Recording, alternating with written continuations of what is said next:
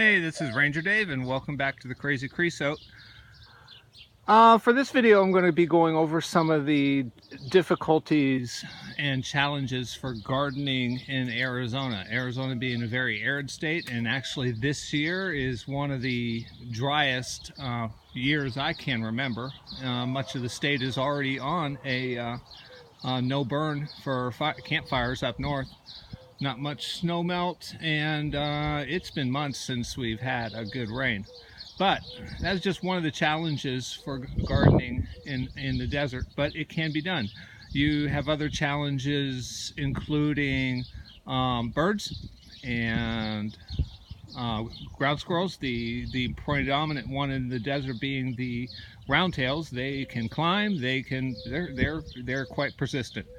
So you have different ways to deal with, you have to have strategies to deal with the drought conditions and critter conditions, but it can be done.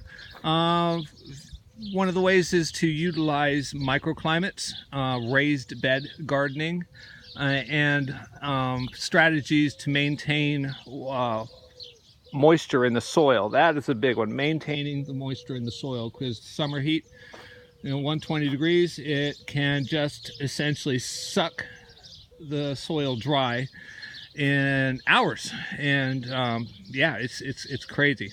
But one of the I've tried a number of things over the years. One of the successful ones is these barrel gardens, essentially utilizing the microclimates. They are now in their winter position, and over there, that is no, I'm sorry, over there, that is their winter position. This is their summer position, essentially utilizing the shade of the pine trees and the angle of the sun. They have already, for today, they've had their peak sun already, and it's only about 9 o'clock. So they've already had their peak sun. So the rest of the day, they will be shaded. These barrels, there are videos to, I won't do one, but there are videos on how to make these, so I don't need to repeat anything. I can just tell you they work. I prefer the 35-gallon barrels versus the larger 50-gallon barrels. I think the plastic is easier to work with, and essentially moving them about the yard is much easier. Use the pipes essentially so you can water at the base. Essentially put your hose down there, that way the whole barrel gets watered well. You could see that the mint loves that barrel, and of course some of the chard and the lettuce is already going to seed, which is this chard right here, this is from last year. It made it all the way through the summer. The mint made it through the summer. Thyme made it through the summer. Let's say some of that lettuce made it through all of last summer, and it's only now going to seed. What are great and easy to access raised beds. You don't have to go fancy. I like old appliances. The front two ones are old washing machines. Dishwasher, sorry. And they raised broccoli very well this year. You can still see that they've still got the smaller heads of broccoli, but we had some really nice heads. The back two, one of them is our original gas stove, and it's got summer squash in it, and the other one's off of a master cool. So the roundtails can't get in them.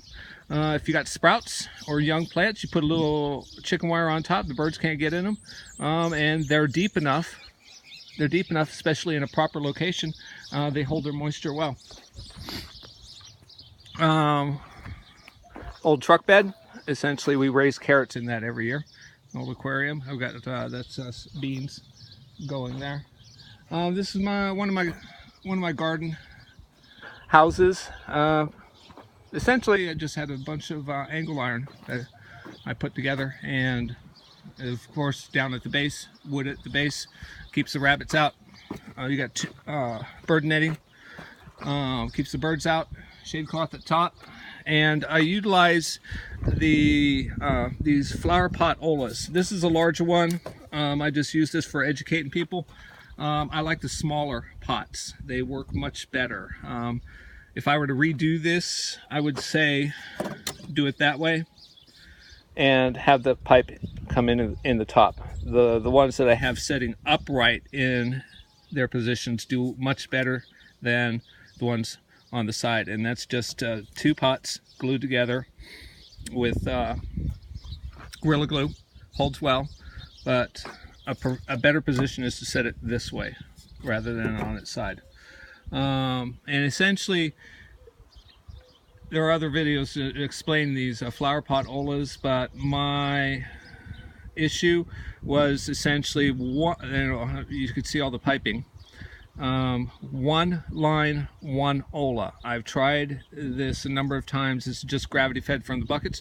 Tried this a number of times with a string, several Olas on 1 line. It does not work. 1 Ola gets all the water, the other one stays dry. So if you ever do one of these, and it's 1 line, 1 Ola. These Olas help maintain the moisture in the soil. This should not be your primary watering source. You still have to water, but those Olas help keep the moisture in the soil and keep the ground cool. And last year I was able to keep most of my tomatoes through the summer, which is relatively unheard of out here. It's to get your tomatoes through the summer in Arizona, that's quite a challenge. These garden houses are tractor panel. There are plenty of videos online to explain how they're built. I can tell you they work well. I did a concrete block base. This one's a 3 panel. Okay, so you do the concrete base, 2x4s anchor bolted in. Essentially, chicken wire on the outside. The garden boxes are just your totes, your storage totes from Home Depot or Lowe's. I like them because, again, with the shaded area, if you have a problem like with Bermuda creeping in, the problem is isolated to 1 box alone, and then you could just redo that box rather than your entire garden going down. This, you can tell how dry it is on the outside, and look how well the greens have been growing. I have each of the boxes on I still water with the hose, but I have each of the boxes on an individual dripper as well. So when the heat really hits, I can run, I could stay inside where it's cool and essentially just keep water dripping there. Again, it's a battle too, especially through the summer months, a battle to keep the moisture in the soil, because it turns it, the peak of the day can turn into an oven. Now again, you can see how dry this is, and I actually have strawberries growing. See, that lettuce is going to seed, has done quite well. I've already got some squash going. Trying to get some garlic going in the boxes and back. I don't like the shorter boxes. I've tried shorter boxes, and again, it's the big totes. Use the big totes. They're relatively inexpensive, and they make really good garden boxes. And again, if you have a problem like grass or weeds or whatever, it's isolated to 1 box. You don't have the entire area inundated with it. This is just a great way to grow. I even have a line at the top for misting if I need to essentially bring the temperature down in here from the extreme heat. But again, you know, right next to a droughty area, you're growing strawberries. So I'm gonna say these cattle panel structures are just they're great. They work. You just need to do them. So you got the barrels, utilizing old appliances, Olas, flower pot Olas, even to help maintain moisture in the soil, and cattle panel structures, cattle panel shaded structures, and you can pretty much, even in the Arizona desert, grow year-round. It can be done. Most people just give up because of the various difficulties, but you find the things that work, and I've struggled for years, and I can tell you these are the strategies that do work.